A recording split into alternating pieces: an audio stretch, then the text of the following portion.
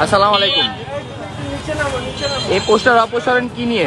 আমাদের ঢাকা-১৬ আসনের ধানের শীষের প্রার্থী জনাব আমিনুল হক ভাইয়ের নির্দেশে ঢাকা-১৬ আসনের যতগুলো ব্যানার পেস্টুন আছে সব আমরা অপসারণ করতেছি আসন্ন জাতীয় সংসদ নির্বাচন উপলক্ষে। ও, এটার জন্য আপনি আপনার পোস্টারগুলো নিজ হাতে ছিঁড়ে দিচ্ছেন?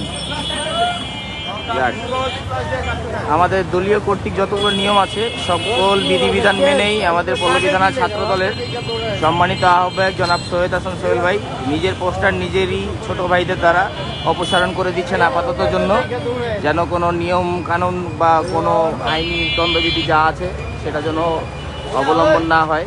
সেটার ক্ষেত্রে তিনি সচরাচর উনি ভালোই নিয়ম পালন করছেন, সকলে তার জন্য দোয়া রাখবেন। তার নিজের পোস্টার তার নিজেরই ছোট ভাইরা ছেড়ে ফেলতেছে তারই তত্ত্বাবধানে। এরকমই দায়িত্ববান হওয়া উচিত সকলের, আমি আশা করি। সকলকে ধন্যবাদ আমাদের সাথে থাকার জন্য।